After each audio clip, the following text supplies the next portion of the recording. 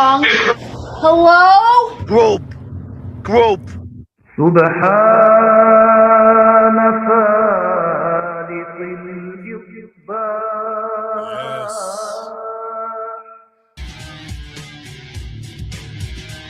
Rise and praise, infidels.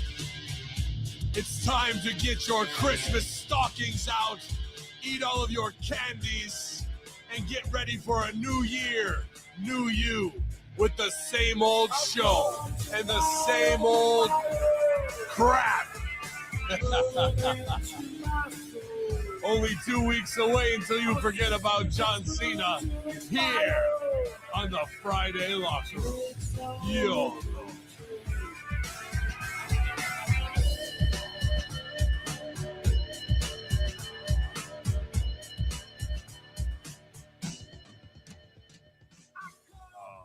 What is good, guys? What is good? Slow fade on the old one. I hit the wrong one just out of habit instead of hitting the rated R one. So we'll see if YouTube flags this show right out of the gate for using Fire Mask from Danzig.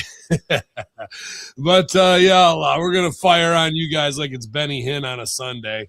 It's Benny Hameen on a Thursday for your Friday Ultra Kayfabe Declassified FOIA requested Friday Locker Room edition with the man himself, downtown Julie Brown. Has got nothing on this guy in New York City. It's MSG. What's going on, pal? Another cold morning here in the Northeast as I had to get up and de-ice the car. 15 degrees outside. But, as we get toward more snow, I'm just so fucking happy, man. I can only imagine what a West Coaster and Southwest guy like yourself feels having to survive here on Hoth, where, I was born into it. And the winter of 1977 was one of the biggest snowstorms in the history of upstate New York recorded since America was founded, So it can get back to that real quick. And usually where we're at now is usually January, February, and it's not even Christmas. And we've already got that much snow, that much ice, that much bipolar shift in pressures. Like every day you wake up, is the headache in your nose? Is it in the top of your head? Is it every joint you have hurting? Do you have a snot running down your nose, your chest congested, your throat hurts, your glands swollen? Like that's just November to December on the east side, man. It's ever since I've moved here, my right nostril during this time of year, I'm just constantly pouring out snot. I'm just like, what is going on here? Like, I don't understand. Yeah, man. November was tough for me because I got hit with that seasonal transitional flu that always comes around, and usually catch it at the gym or your kids bring it home or something, from school. And it knocked 8 pounds off me. I felt like shit for 2 weeks out of the 5, but I'm feeling strong now, and I feel like my immunity's built up. So hopefully I can make it through the rest of the winter without any serious sickness. Usually February, another big flu usually hits. But regardless, the snow is just demoralizing. You can't beat Mother Nature. So I'm trying to do some winter activities.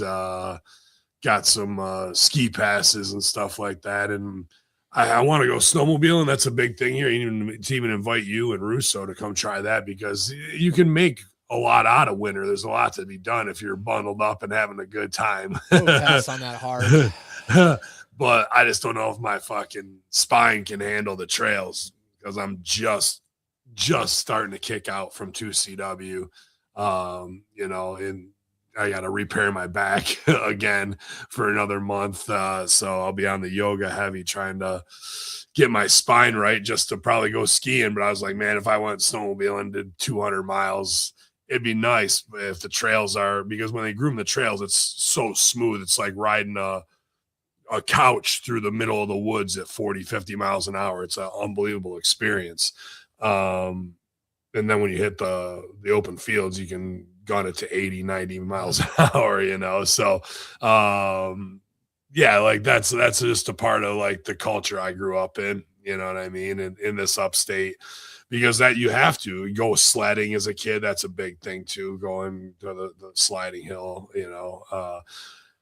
but otherwise Dude, you'll go insane. I would have been the biggest bitch growing up here, just crying all the time. Nah, So, you would have fit right in, bro. It's just how it is. It's like it's your surroundings bring you up, right? If everybody's doing that, you're gonna go do that, you know. And there's people like I'm not trying to knock anybody who doesn't have the funds for an automobile, but there's people around here who ride bikes on the fucking side of the road in 3-4 inches of slush, snow, ice that's been plowed middle of February. They're riding mountain bikes and shit, bro.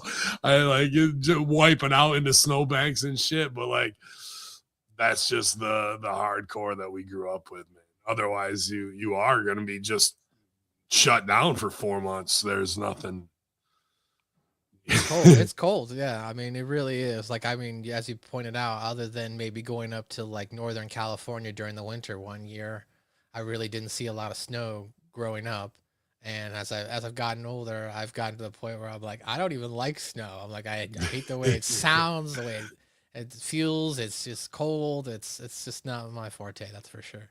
It's brutal, bro. I'm not gonna lie. And the more time goes on and we get hit like this, the more I'm ready to bounce too. You know what I mean? But it's Ravens joint, man. it's my retirement. So you slog through it, so the future I can go. Like I'm out for 3 months. You know what I mean? I'm peacing out from December to March. I'll see you guys. So that's what I hope make my future. But it really is like Empire Strikes Back, Hoth here. Like I throw that around, but it really is in some places that desolate, 7-8 feet of snow, ice layers, huge fucking icicles. All that is just par for the course, man. And then it can break you as a human, especially when you worked your ass off all day and you snow blow the driveway and the sidewalks early that morning. And you come back and there's another 2 feet of snow there and your body's already beat because running the snowblower is like putting on a 25-minute match. Like they don't just cut through. You're fighting that son of a bitch. You are actually out there fighting Mother Nature. And as Danny Davis told us, you can't beat Mother Nature, boys. You can't beat Mother Nature and you can't beat Father Time. And I'm up against both of them right now. So they're going over strong on everybody. So have you gotten a flamethrower yet or something? I was thinking about it, but I don't know. To be honest with you, it snows so much. I don't know if a flamethrower is going to be as effective as you want it to be. You would have to really be out there for like an hour melting snow, whereas I just fire up the tank and fucking chew right through it and put it into a big pile in the front yard. Good old snow. Anything else going on in your world this week, Benjamin? Anything you'd like to get into before we talk about headlines? I just been really stressed. There's new systems in play in New York State in cannabis called the metric system. And it's to track seed to sale. So there's no out-of-state product coming in. You can literally, from the time that seed goes in the ground, track the way the plant will grow, be harvested, where it's processed, all the way to when it's jarred up and on my shelves. And it's a very big process to take 4 different levels from cultivation, distribution, processing, and dispensaries and have them all on the same page. So they required that we have it set up by yesterday, and the last 4 days of getting this system integrated has been very stressful, not just on myself and my team, but the entire industry.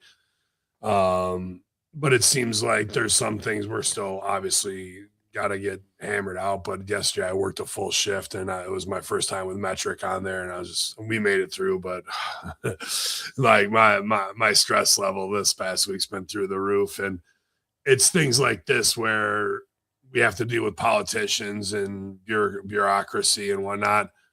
But they're politicians for a reason. They're not business people. To make people implement this during legit the busiest week of retail sales is this week. Like, it goes to show the disconnect of those in power and even understanding the most minuscule level of business and why you would never do that in even a corporate structure that's going to update email servers.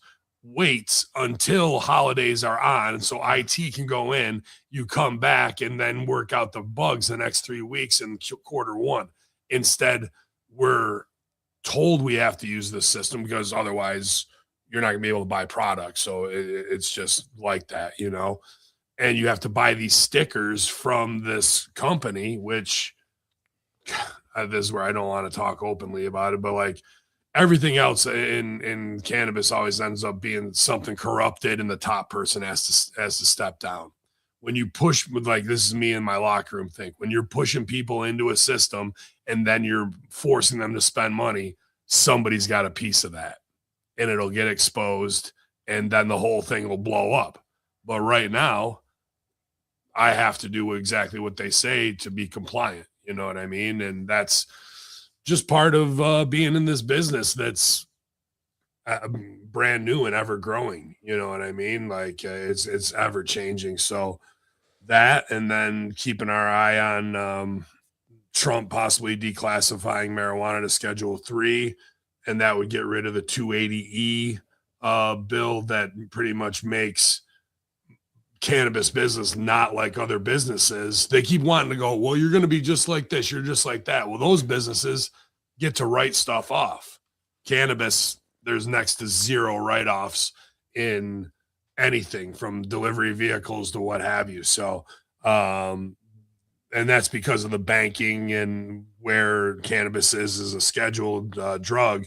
Once that goes down in scheduling, they'll be able to have better federal banking, all that stuff. And hopefully we'll be able to get the tax breaks a regular business does. So, but that's just part of the learning curve, man. And everything with Ravens joint, I'm still super grateful that I even have this opportunity. So just to put up with a little bit of frustration doesn't, I mean, it's, I just sit back and try and get stoic about it and go, I can only control what I can control, you know? And if I feel emotions like that, anxiety, I'm like, look at my body chemistry and what it's trying to do right now and fight against it. And I do some interactive meditation stuff, and I can seem to kind of ground myself pretty quickly in the reality that, like, oh, you're crying about metric, you fucking bitch, shut up. Just do what needs to be done, right? Like, we always make it like, oh, my problems, dude. There's, you know, like, I'm not trying to down this guy because he inspires the shit out of me, but I look at old Ather's timeline, you know, and the guy's got a lot of physical disability problems that he's had his whole life, and he's in the gym putting up personal bests. I look at that guy and go, whatever the fuck I'm bitching about, shut the fuck up. Look at that dude and fucking put yourself in his shoes for a day and then get up and go, I'm going to kick the shit out of this day like he's doing right now. Yeah. What do I have to bitch about metric? Things like that maybe just because I'm getting older. I saw a guy yesterday, and I'm not trying to just to compare disabled people to like able-bodied people to give you gratefulness, but dudes in the Wegmans in a full mobility wheelchair with like a big ass metal claw gripper. It was kind of fucking cool looking, like a Wolverine thing. And dudes get like having to lean over his chair, put it in there to get the bucket of mashed potatoes out and really struggle just to get into his cart. Meanwhile, I can just fucking pick off when I was getting yogurt or some shit like that with ease. So moments like that, when I'm feeling like stress from work, relationships, whatever, I don't want to feel motivated. The universe has a way of putting somebody inspirational in my sight line to really regulate and go, shut the fuck up, you baby. You know what I mean? Yeah. So, shout out to old Athers. I try and like all this stuff, but a lot of days, man, like if I even remotely get that creeping feeling of being ungrateful for not just for Raymond's joint or my relationships, my own personal health, you know what I mean? Like we take so many things for granted, and I'm trying to not do that as much as possible. Yeah, no, I feel you, man. You definitely have to take stock of what you're doing on a day-to-day basis and appreciate what you have, as others don't have those same abilities that we do at times. So, but and those who might have hindered ones, it's not slowing them down. right. You know what I mean? So what the fuck excuse do I have to feel like a sorry sack of shit about anything? I don't. Shut the fuck up, chop wood, carry water, keep going uphill. Keep going uphill. Well, hey, I got, I've been making those videos, those AI videos. I got my first hate message this morning, so I thought I'm doing it right. Nice. So, there you go. They're watching, bro. They're watching. yeah, it was pretty good. I was like, oh, that's funny. There's one guy I fave constantly. I don't even, respond, but it's some toxic fucker from Philly who goes in on Twitter or Russo and just like tries to just shred my whole career and who I am, and I'm nobody. And I'm just like, I look at that and go, man, imagine being that guy and you get online and you think that's like that's your daily. He's doing that just with me. Never met him. Don't know who the fuck he is. No, not know he, whatever. Like somebody at home, multiple thousands of people are hate botting for real like that on a daily basis, bro. On a daily basis. What is their life like, and what has led them to not be able to be introspective and go, holy shit, how unhealthy is this for me? Like he's trying to pass that on to me to get me to sell. And of course I'm going to sell everything.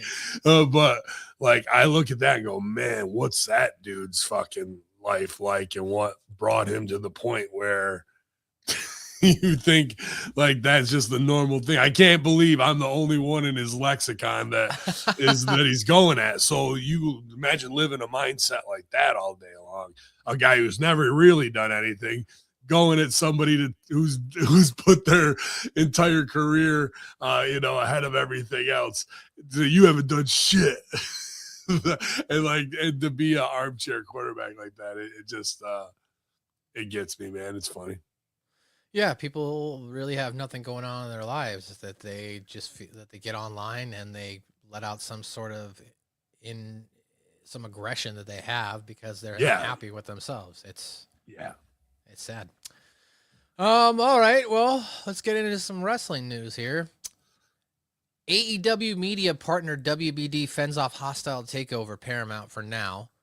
In the latest update to the ongoing Warner Brothers Discovery acquisition process, Paramount's initial attempt at a hostile takeover has failed, according to The Hollywood Reporter. Led by David Ellison, Paramount made a $108 billion offer to WBD shareholders, along with claiming that they'd be a better partner to work with than Netflix. But WBD's board of directors is recommending that its shareholders reject that offer. It means for now the Netflix acquisition of the WB side of WBD will continue into the regulatory process. This isn't the end, though, for Paramount, as the company is expected to mount an even bigger offer in the coming weeks as opposed to Netflix. Paramount is seeking to acquire all of WBD. In a statement, WBD Board of Directors Chairman Samuel A. DePazia Jr. said that the lead executives determined that Paramount's offer wasn't strong enough to counter Netflix, with the belief that the acquisition of Paramount would carry too much risk due to the involvement from the Kingdom of Saudi Arabia and questions about other financial backers. What are your thoughts on this whole saga between Netflix and Paramount trying to get WBD in? Wow, you really sparked something there. I need you to go back over with the Saudi stuff. So who doesn't think it's a good idea because the Saudis are in the mix, and who are the Saudis in the mix with? Warner Brothers, Netflix? Sorry, I just need some clarification. Yeah, so in a statement, Warner Brothers Board of Directors Chairman Samuel A. DePazio said that the lead executives determined that Paramount's offer wasn't strong enough to counter Netflix, with the belief that the acquisition by Paramount would carry too much risk as Paramount's involvement with the Kingdom of Saudi Arabia. Okay, so Paramount is aligned with KSA. Warner Brothers is owned by somebody who doesn't want to get that peanut butter in their chocolate and vice versa. And Netflix possibly aligns more with their own politics or border views. And that's why they're going that way, possibly.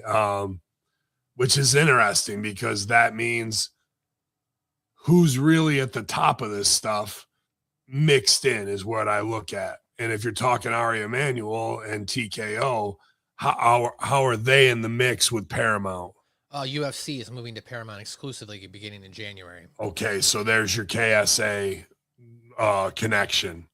So somebody on the board at Warner Brothers has heat with that.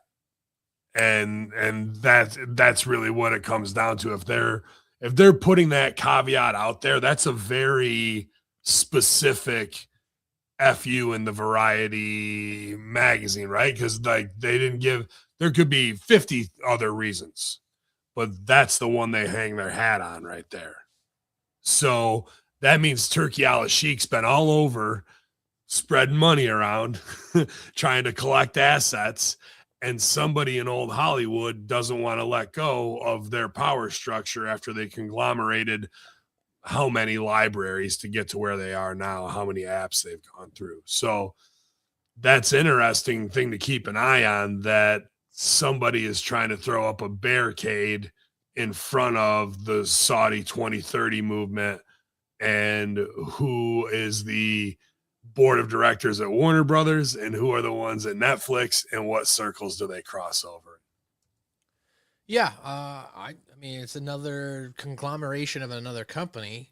You know, we're taking away more illusion of choice options here. I just watched another video the other day. Somebody did a whole breakdown. They were like, here's the top like pizza cheese maker in the world, and 70 to 80% of all cheese comes from this company called the Preen. It's on all your fast food, your frozen, your restaurants. And I'm just like, wow, that's a lot of cheese that's Yum. Yeah, and it all goes through Yum Brands, right out of Louisville, and that's everybody: Pizza Hut, Kentucky Fried Chicken, the Taco Bell. Like, it's all Papa John's, I believe, is independent, but yeah, are they in there? So like Papa John's uses that cheese, like corner the market, right? And then you may buy your competition and keep their name, so it looks like you own 70%, but you really own 90%. It's called vertical integration. So it just really makes you think. You're walking down the grocery aisle and you think you've got all these choices, but realistically, they're just all by the same 3-4 companies over and over. Yeah, go look up Procter and Gamble and see what they own, and look at I taught this fucking in college. Your mom goes to college back in 2013, 14 when I was working at MVCC, and fucking and there was whole infographics to just show the brand breakdown. The same thing with media companies now, conglomerated even more 15 years later.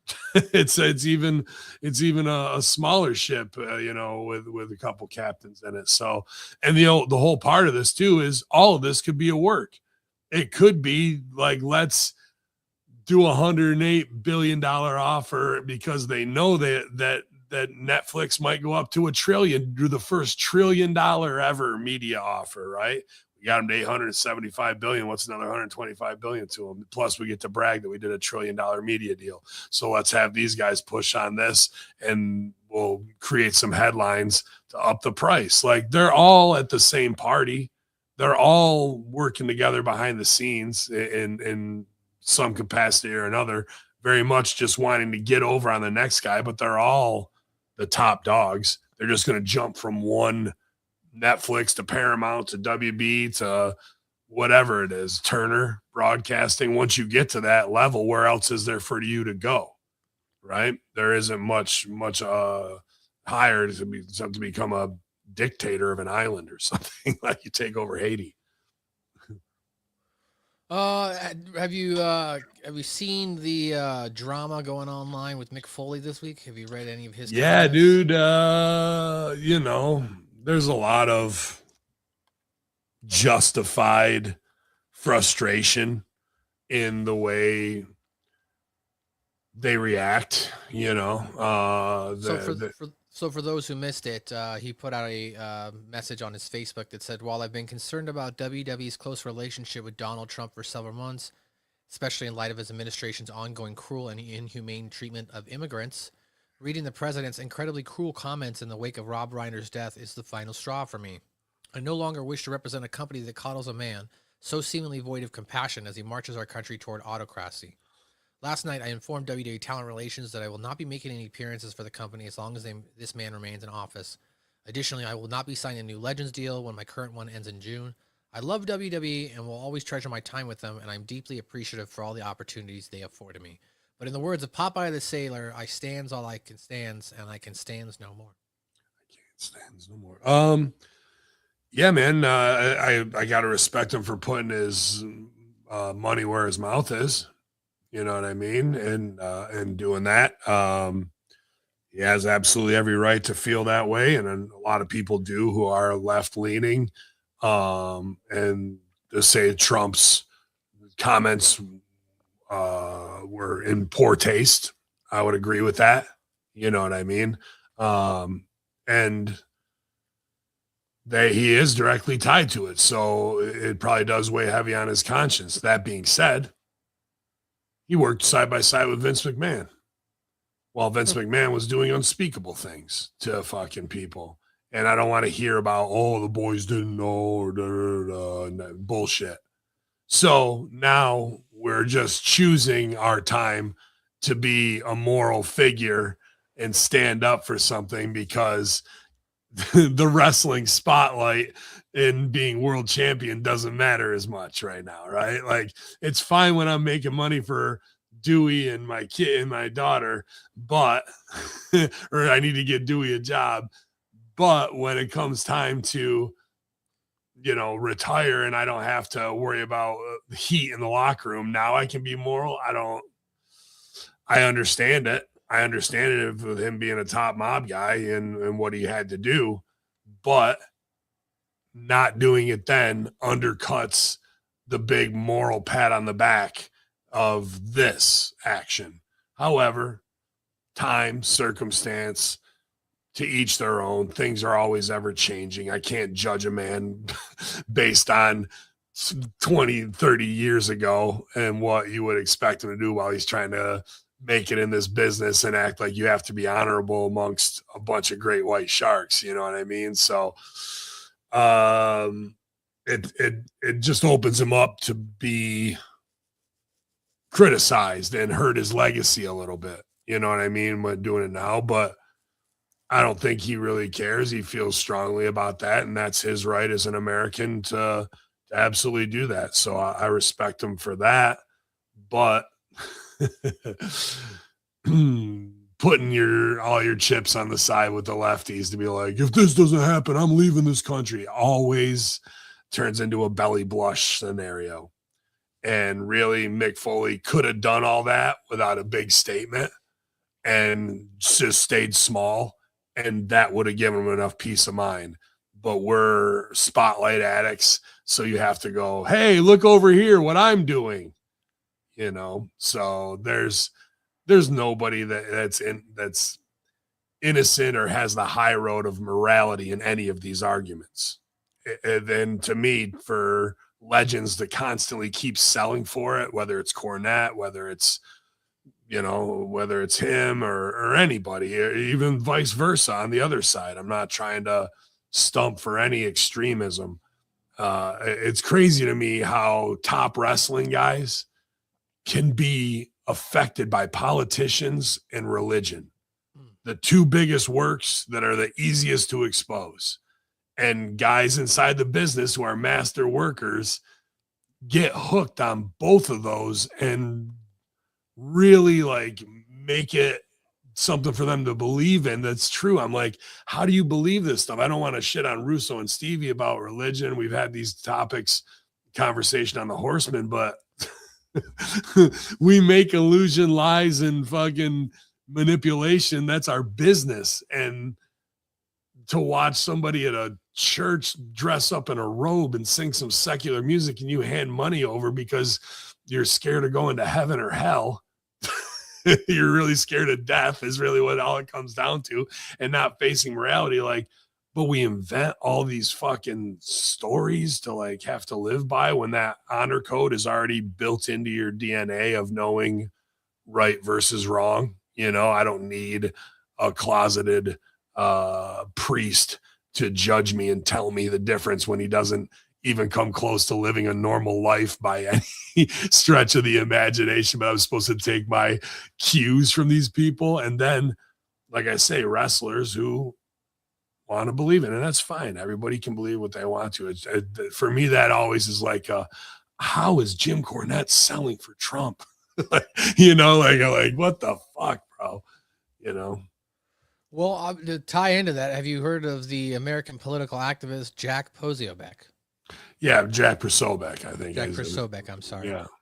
But he went at it with Mick too, or with Cornette too, right? Yeah, so Jim Cornette to Jack Posobiec, Mick Foley is smarter than your entire weirdo fascist cult. Public activist Jack Posobiec commented on a no DQ post about Foley from Twitter by saying Mick Foley is known for taking more hits to the head than any pro wrestler. Mick Foley is also the most liberal pro wrestler. Draw your conclusions. This was based on Mick Foley's post. Longtime wrestling personality Cornette issued a response saying, my conclusion is that he's smarter than your entire weirdo fascist cult and its principles. Imagine how damaged your brains must be to still believe in the depth of depravity and bullshit you have mirrored yourself in. I don't think Mick Foley's on Twitter or I'd tag him, but I want to state publicly that I've always liked him. He just became my favorite person in the world. I wish all the boys had his backbone and, more importantly, his morals. So, I don't know. I mean, yeah, that's the way he feels about him. Absolutely. I mean, he would know him far better than Jack Posobiec knows him. You know what I mean? But Posobiec fired back, and usually he doesn't do this, and it got real dirty talking about Cornette cucking and fucking that his wife got banged out by Batista while he watched or whatever. Or was that what he said? Like, I think he named him. Yeah. And others. And from what I've heard, that's absolutely. And does Cornette come back after that? Nope. So here we are. Strange CQA behavior. Oh yeah, it says hey Corny, how many times did you watch Beautiful Bobby and Sweet Stan run the Magical Express on your wife Janice? People you used to work with tell me you used to let your boy Batista get in there too, and that's a shoot, not a work. Among others, I've heard. And adults can do what they want to do, but you can't sit out here on a fucking soapbox and shake at people, you fucking idiots, when you've got all of these things that with one dart where you're trying to take the moral high ground, pops that balloon, bro. Like, if you're into weird sexual shit, fine. If you're adults, fine. If that's your shit, and then you're not hurting nobody. But if it's out there, you can't come out and start acting like you can talk down to people who are not in the CQA army, like you're just going to get your legs swept out from under you every single fucking time. Feel how you want to feel. Just stay small and shut the fuck up about it, man. Because otherwise you're just waiting for someone to say what your dark secret is over and over and over. And how many times have people gone at Cornette with that? Hundreds online. And he never comes back after that.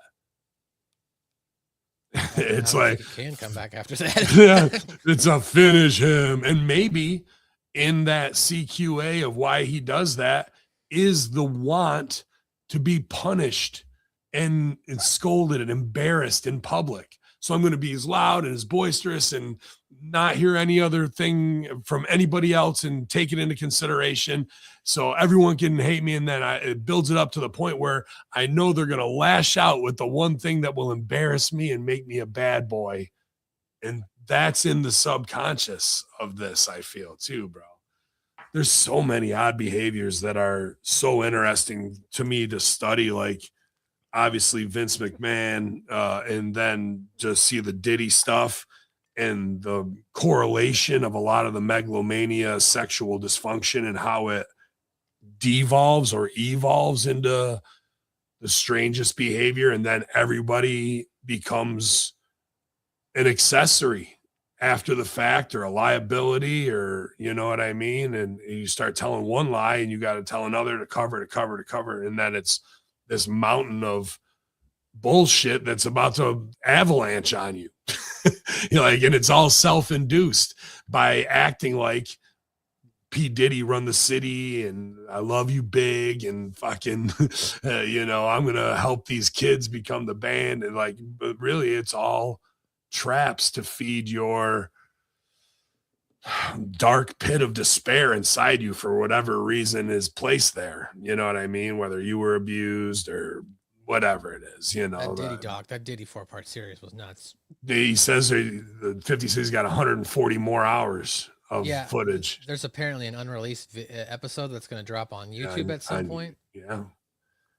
So, dude, to be honest with you, I now think Diddy might not make it out of prison. The fact that documentary stooged off the stuff with Cassie and the sex and the salacious shit that was actually in the trial, that's fine.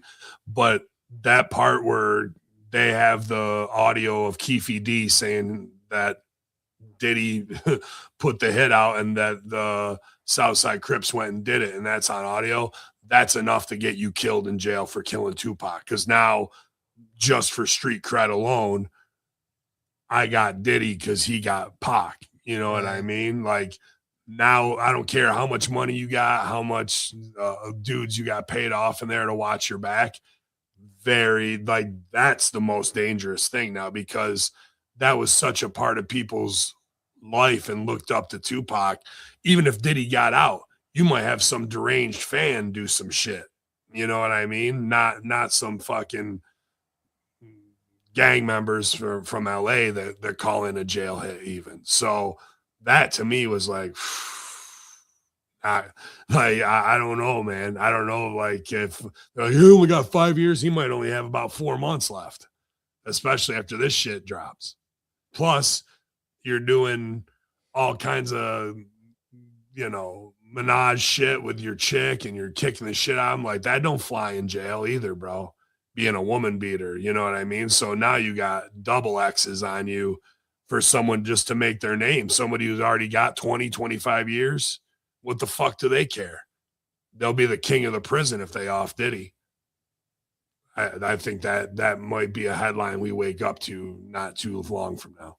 Do you think that they take into consideration like these? I mean, obviously, like when they're putting documentaries out like this on the ramifications for that potential criminal in prison, like is there an executive or is anybody sitting around going, well, if we put this documentary out, we're going to potentially putting Diddy's life in danger in jail? What if that same fucking executive is somebody that Diddy tried to blackmail, tried to rape, and tried to blacklist out of the industry? You know what I mean? And now they're in a spot that they want to, let's get this motherfucker. It could be all that shit. It could be none of it. You know what I mean? So, like, if you want to play at that high level of who you'd be the gatekeeper, and the only way you're going to really get famous if you go to Diddy parties and get drugged and wake up with a sore ass, like, congratulations, you're Usher, you're Justin Bieber. Those two stories weren't even in the fucking doc. No. And there was a lot in the doc, in the timeline, that seemed like, okay, this type of behavior would have filled out this amount of time. That was only a small portion of it. Like, dude, I'm like, dude, you got to be tired from fucking lubing up and jacking off so much. Like, what is yeah, can we make some beats here, please? Somebody, anybody? Like, so there, and those are just the two front runners. Now think about all the other ones that aren't even remotely close to being famous victims and things along those lines, dude. So who knows where it could go, either in jail or afterwards, dude. Moving on to our next wrestling story. I know you don't actually watch it on a weekly basis, but did you see the botch on NXT? Just a quick highlight piece at the end where it was supposed to be get her down, crucifix, back roll up, right? And she didn't have her hooked right, so she couldn't get her shoulder up, and the ref did what they're supposed to do. So I fucking tip my hat to the refs. You know what I mean? Like, it's up to the talent to do that. We talked all about that not long ago with ref botches in WWE. So now at least they stuck to it.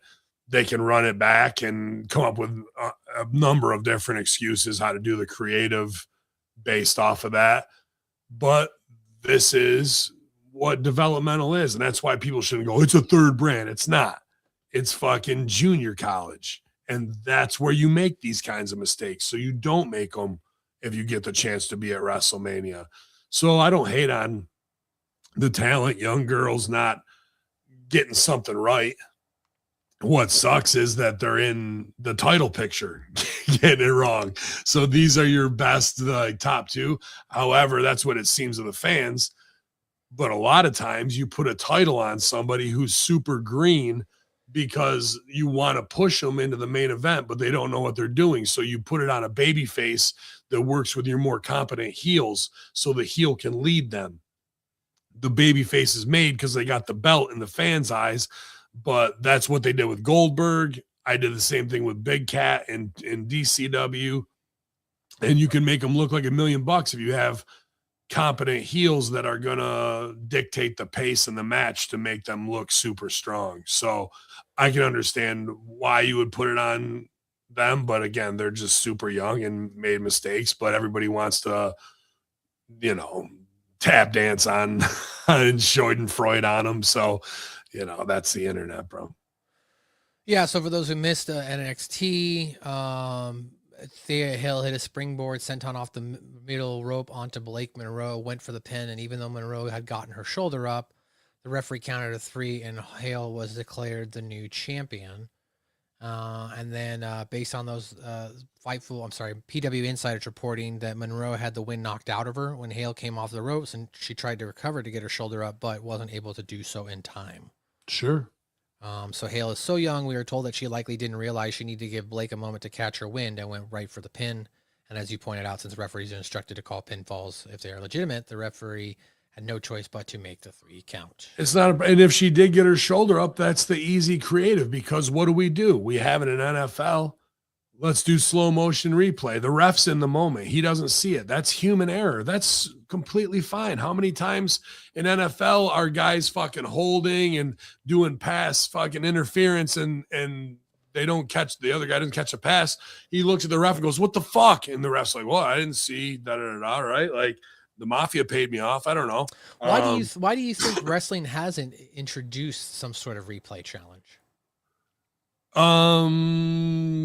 Because it's for a storyline like this, to be honest with you. This isn't a new storyline. The ref botching and going back and looking at it, and it gives the girl a true gripe of "I never lost," keeps her integrity intact, and gives you the rematch. Sure, the heat's on the ref, but you don't have to be like, "Ref, you suck," and da-da-da-da. It can just be human error.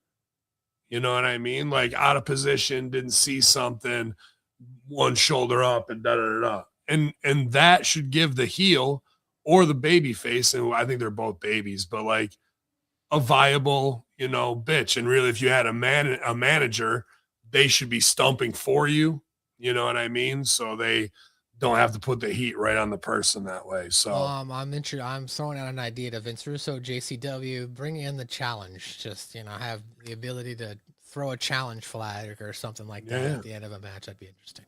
Yeah, that is interesting. So there are no mistakes in improvisation. Right.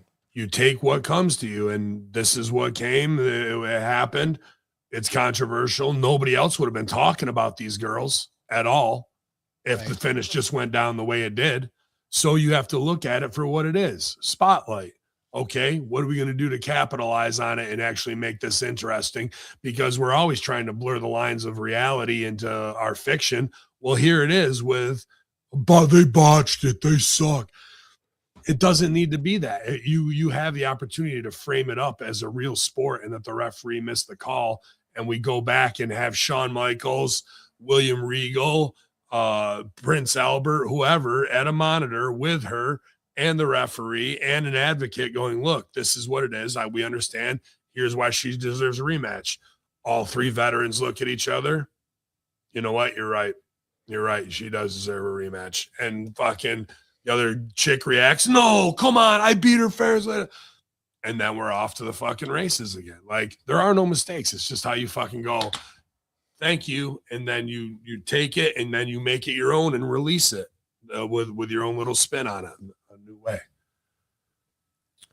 Well, there's been a lot of fallout this week from John Cena's match with Gunther. Jeff Jarrett said John Cena, of course, versus Gunther had the single dumbest finish in wrestling. You've been talking about it this week. For those who missed it, he said, "Why do I think it was the single dumbest finish? Because I think it's a direct slap in the face of our industry. Never give up. Do you know how impactful it is if you're in a room full of bankers or TV executives or friends or whoever it may be, and I can look at in the face of non-wrestling fans and say, do you know who holds the record for the most Make-A-Wish visits in the history of that organization? It's a professional wrestler. It's John Cena. His whole mantra: hustle, loyalty, and respect. Never give up. And you're going to give this bullshit. Go ahead. I just like the visual of Jeff Jarrett walking into some corporate office in the old double J glasses, white hat, and the nipple strap top, and fucking, or even slap nuts with his shirt cut off and a guitar in his hand. Nobody knows who he is. He just opens a corporate room door and goes, "You know who holds the most Make-A-Wishes? A wrestler, John Cena." Everyone just looks at each other. He closes the door and walks down to the next corporate office to do the same thing, because that's how it reads there. Like, I love walking into these things. Like, that would just be great if he's flexing on corporate boardrooms as Jeff Jarrett all day long. It's a good gig. He says it's the silliest, most ridiculous argument that people are throwing up, because when the fans are chanting in the post show, how can you come up with another scenario where the fans are chanting AEW? And apparently WWE, of course, there's a claim going out there that where it's going back and forth. Some people say Sean Ross Sapp is reporting that WWE did that on purpose and they were expecting the reaction, but then Dave Meltzer is reporting that WWE was taken aback by the reaction itself for John Cena losing. To wrap this up, I know you've been talking about it all week, Ben. Is there any other, bow you want to put on this as far as the whole John Cena losing to Gunther at Saturday night's main event? No, Jarrett absolutely is 100% right, and it's a lot of what I've laid out on Russo in locker rooms or trying to tell Big Ray how wrestling goes. Is that the it of his character, the entire being of your to boil it down, never give up. They say, can you define your character in one sentence? There it is. That's what John probably came up with. That's an old wrestling trope of what explain to me what Ben Hameen is. Terrorist mastermind. Easy. If you ask a wrestler that, they're gonna go, well, have you ever seen yeah, I've seen American Psycho, buddy. I know. If you can't define what you are, then how's the audience supposed to know? So never give up is the credo, and to tap out is to give up. I don't care what they want to say damage control wise afterwards about they knew about it. Well, I mean, if Meltzer and Sapp are talking about it, then by all means, that's the end all be all of the conversation. Whatever they fucking say goes, because with their decades of experience in the ring, countless miles on the road, all that shit, bro. Like, that's just Jeff Jarrett being a third generation star and understanding how simple this shit is. If your credo is never give up, you would never have him tap out. You would never. Yeah, and there's no thing backstage of the scapegoat of, well, we did that because we knew we'd get him talking. That's bullshit. Everybody knows it. There's no reason why you would do that. It's not that was the C choice. The A choice is to have him go to sleep because he never gives up. We still give Gunther the rub because he wins. But John, much like, and I put this over earlier, never got me down, Ray. You never got me down in fucking Raging Bull. He gets his ass kicked, but he never gets knocked out or off his feet. John goes to sleep, but he never taps out. The B one would be to try and salvage this dog shit year storyline that made no sense whatsoever. Didn't bring us back to the original postulate of I want your soul for Hollywood. And here's an Illuminati rapper to fucking double down on the fact that we're Hollywood fucking whatever priest class. We want you with us in your stupid fucking helmet and whatever character that dumb fucking thing is. We didn't get back to that. So what do we need? We need babies up so people can see the end of the movie and Superman wins, right? Didn't give him that either. That would have been the B choice to just at least get a pop at the end. Instead, John makes a face at the camera that goes, I'm glad to be done with this goofy shit. and totally kills any believability of wrestling, the heat that just happened, the politics that probably no one will ever understand or hear the real reason why The Rock and Travis Scott are gone, why they pivoted from heel turn, why Cody's not involved, why Gunther. None of that was figured in back at WrestleMania. Zero. And that goes to show you why Triple H is terrible at this. That if you had John Cena for 36 dates, I would have every one of those pinpointed out. Here's what happens in between. Here's what leads up to it. Here's the surrounding players of R-Truth and The Miz and whoever else we can mix in.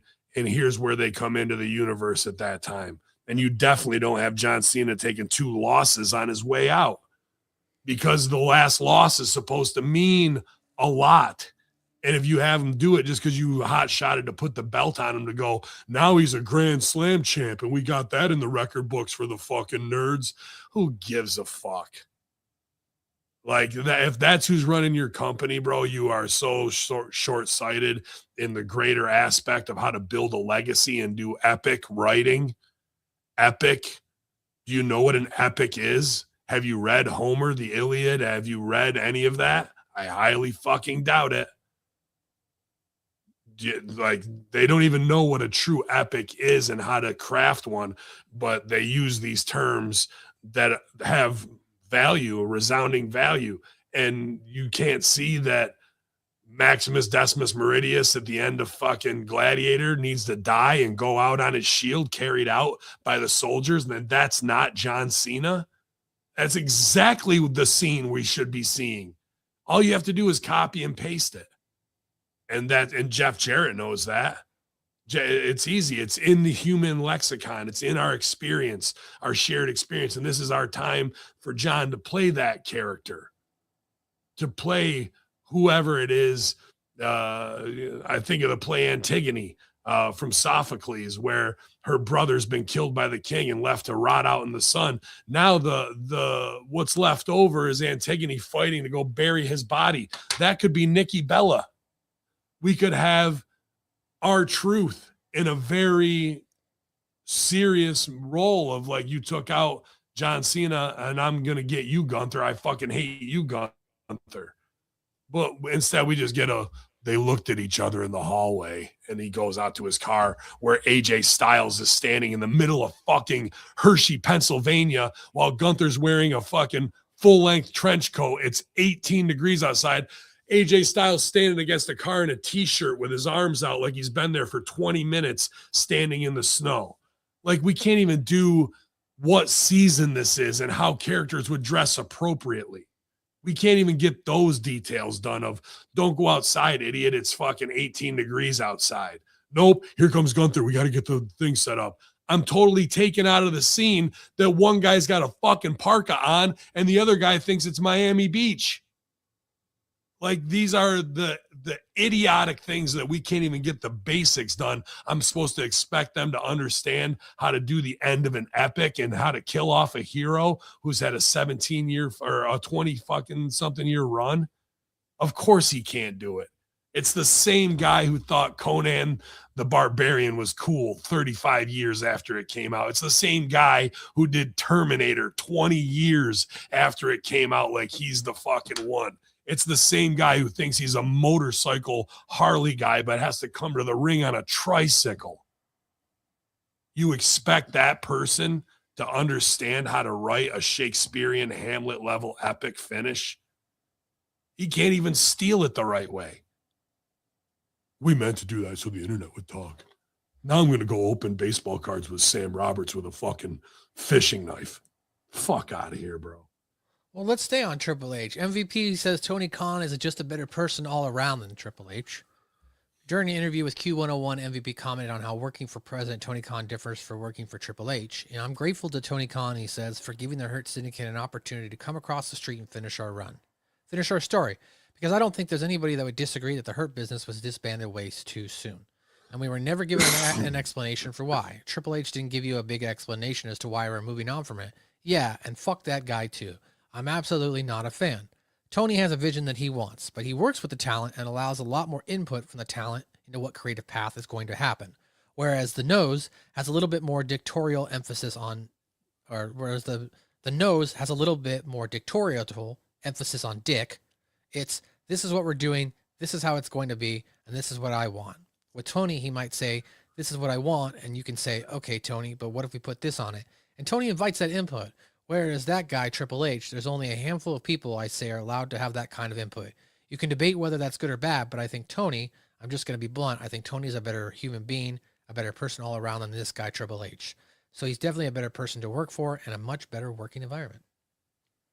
Well, Triple H came up in the biggest throat-cutting crew there is. So where Tony Khan is a fan and is excited to be around Bobby Lashley, MVP, and should shut the fuck up and ask for their input, because those guys are, you know, excellent resources to learn this business from, because they've made mistakes and they're going to save you from making them if you listen and take their advice. They learn the hard way. Do you want to keep bruise touching going, why does this hurt? Or do you want to just say, nah, let me default to the pros on this? So that's art by committee. And I'm glad that Tony might be able to get out of his way a little bit, his own way, and let the guys own their own business, because they're only going to believe in it that much more if it's coming from their creative side and they feel like they have some ownership of it, as opposed to, here's a script I want you to do, go out there, take the mask off, he's going to spear him. Like, you know, like, yeah, of course it is. And when it comes to Hurt Business, you know, I'm sure they're very passionate about it. I am too, because when I tried to lay that out as these guys should be ballers, from the show Ballers, top level sports, African-American athletes who want a high level of pay, who want the spotlight, who aren't going to be given a back seat to anybody based on politics. And they'll do it through the Black Lives Matter movement, and they'll do it by showing what a strong African-American male athlete, sports figure should be, not a fucking goof clown that fucking has to come out and shuck and jive and dance. I imagine those guys were pumped about that when the inception of that happened, right? And then it just becomes infighting, and we become the Money Mayweather team, and it's just goofy black stereotypes after that, you know?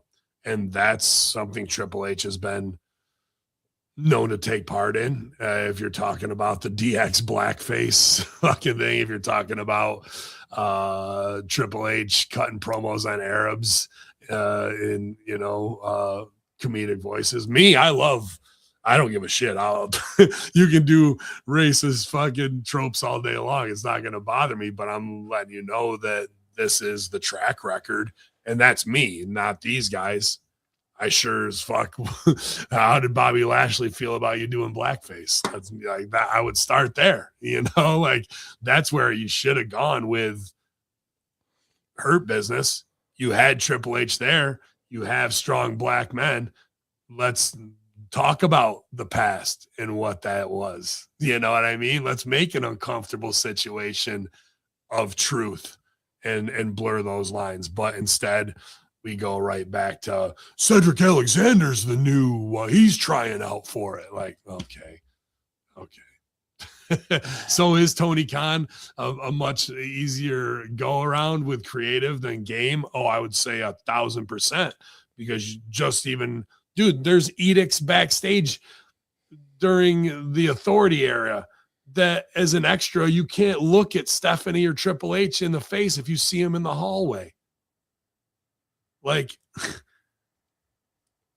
I'm sure there's been incidents where people corner them and mark out that led to that. But at the same time, like, something happens to people when they get to that level. You know who else I heard is like that?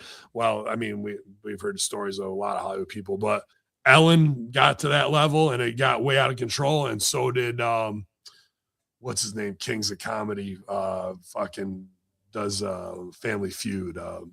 Steve Harvey. Steve Harvey. Had the new people work there, sign you can't talk to them, look at them in the back hallway. Something happens. Something happens when you get to that fucking level of power. Yeah. Well, that's all the wrestling talk I got. Something I wanted to bring up to you because I just haven't heard anybody really talking about it on any of our podcasts this week, and I'd like to get your thoughts, is the 2025 Brown University shooting that happened last weekend.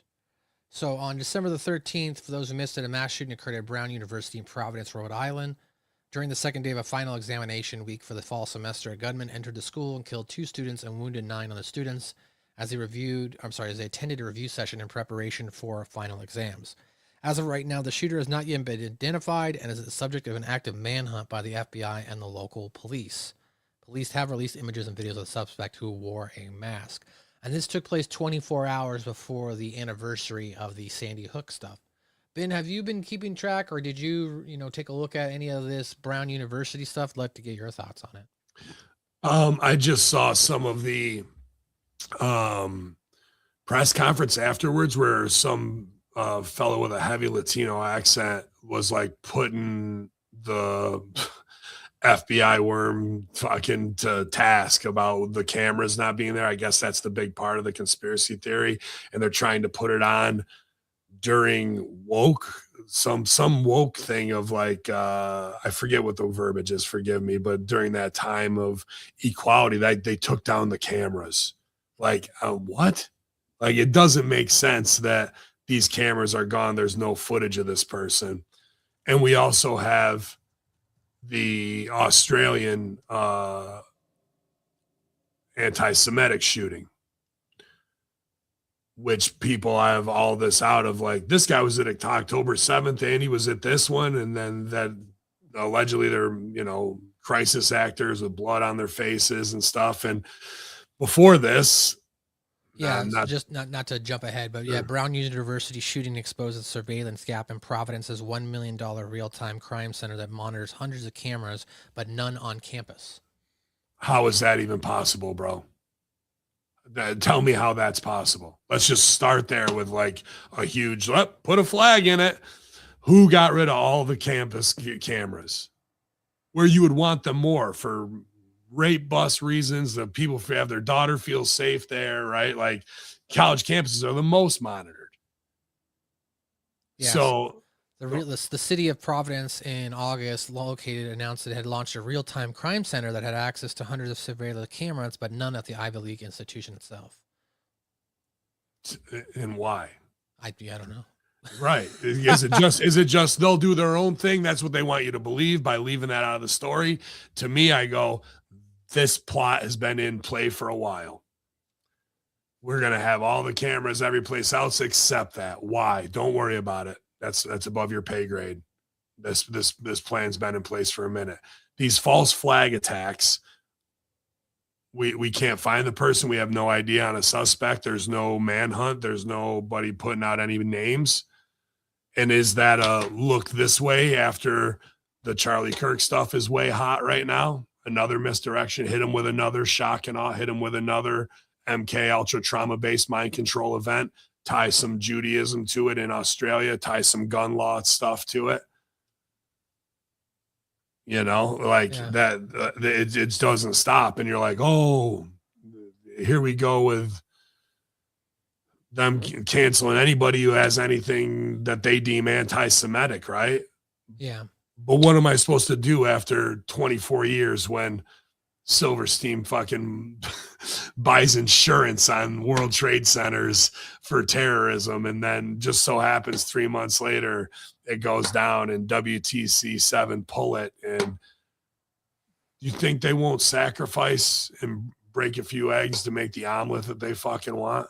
They're doing that right now. They're talking to every church in Israel that they flew 1,000 pastors over there to go spread the message they want through Christianity in America that way. They've got influencers who are making $7,000 a tweet for pro-Israel stuff. They're making this is all a bigger part. We're going to get them on the influence. We're going to get them on the news. We're going to get them at the churches. We're going to, for those who are on the fence still, we're going to do something traumatic and say, look at that we're the ones who are being persecuted. Like, it's all a major, major psyop package, bro. A huge one. And if they could get away with it with the Charlie Kirk stuff in Utah, and now Brown University is got no cameras on it. This is where our clandestine organizations set up shop.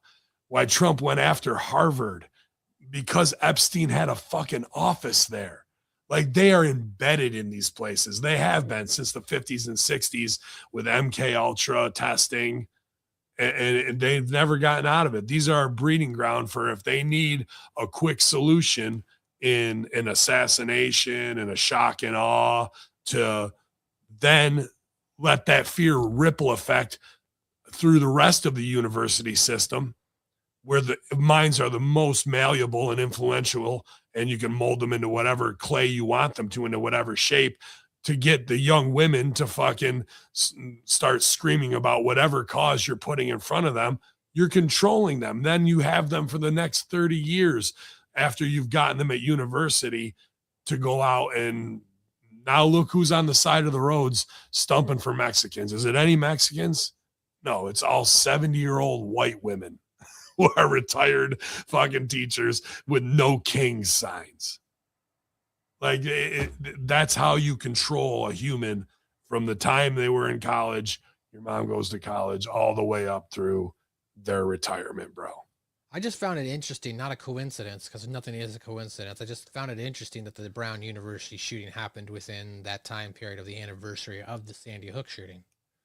Things happen on Hitler's birthday, whether it's Oklahoma City. Like, if you want to talk to Strangler Steve about numerology and the breakdowns and the dates and why they do things, that's a whole part of this weird cabal, bro, is the time they announce things, the number 33 being put into things, like, it all has some weird Masonic underpinnings where they're laughing at you based on the copy that they wrote, that it speaks to those in the know, those in the deep state, those, and then you hear Tim Dillon try and walk the line between gay comedian and CIA operative, where he's like, I talked to a congressman this morning.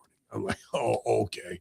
Like, well, the Stooge report is right there. But then when the mainstream media shit comes out, we're supposed to be like, oh, wow, schools aren't safe. No, dude, this is all by design, by actors that they have manipulated. And you say it's on the day of S-Hook. Here's another simple one. However many we've had: Parkland, Aurora, S-Hook, fucking, I can't even think of the other schools' names. I know there's tons of them. From Columbine, when it started, I watched it happen live. Where are any of the people and parents from those tragedies as talking heads when the new one happens? They never have anybody ever from those. David Hogue, who was fucking implanted and outed as a fucking op by there's video of that stuff. And then, of course, he becomes the Democratic leader. It just so happens that the kid there ends up, like, we pay attention. We know what the fuck is going on. We are living in an open air psyop. Yesterday, a nuclear professor from MIT was shot and killed in his home. And already Israel wants to put out a statement that it was Iran that did it. And it very well may be that, after we blew up their fucking entire nuke mountain. We are in an open air psyop, living, breathing assassination plot. And anybody that goes against the grain or is a player in that shit that they don't want, or went against the team they thought was backing them, will be gone. It's happening every other day. And now it becomes normalized, right? In this strange thing. But when it comes to Brown University, they're all in on it. From what I even watched in that presser with the nerdy white dude and the guy standing behind him, everyone's got to look forlorn.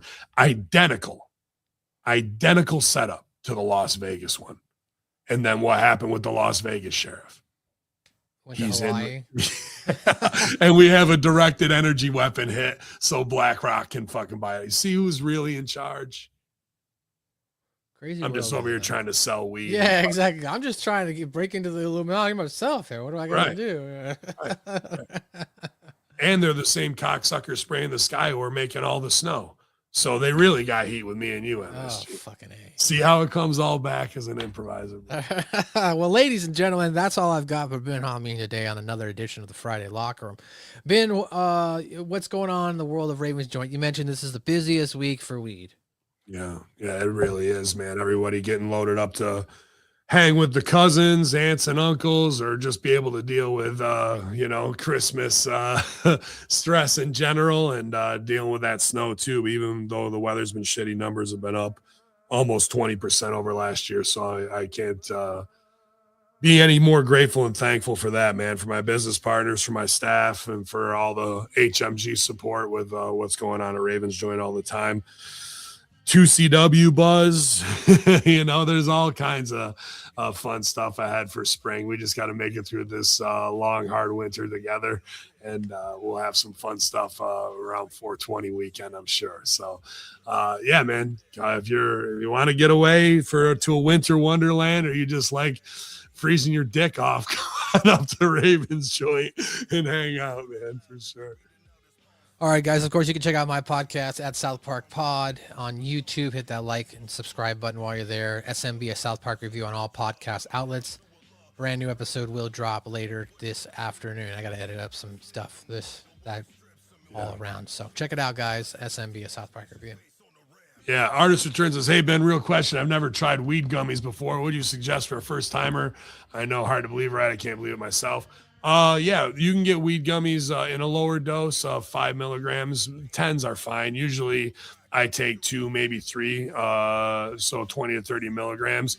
I wouldn't mess with anything that's not from a legal shop, because a lot of times you'll see 100 milligrams, 500. Some of them do have that in there, but they're not regulated. They're not going through true production standards. So buy from a legal dispensary so you know what you're getting as a true 10 milligram gummy. And I would say start there, and get something that's either, if you want, I ask the bud tender, hey, is this indica? It's going to mellow me out during the evening. If you want that to play games and stuff, that's cool. If you want something you could take during the day where you're going to be up in the studio and catch a good creative buzz, that's the sativa leaning side. So you don't really want to take sativas at night before you go to bed, because they make you a little speedy. So just ask a bud tender professional for what you're looking for. If it's to unwind at night, try and get an indica-based one, man. Speedy. Get me cocaine, pal. Get me goddamn sativas, Deuce. We're going to be up all night. We got a lot to write here. Yeah, it was a lot of fun this week on Master Shoot Theater with press conference for the Kids Shoving League, the KSL, coming to 14th and I. So a good time with Vince and Stevie this week. After Paul Heyman shoved that one kid, Vince got the idea to have an entire Kids Shoving League. So it's going to be great. Well, that's all I got, Ben. Take it away.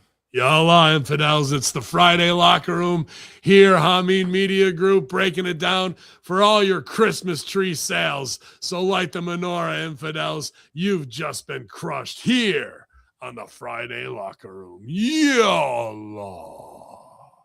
No bread, no water, just meat. That's all he wants. That's all he needs. Stop bullying Dave Atunga.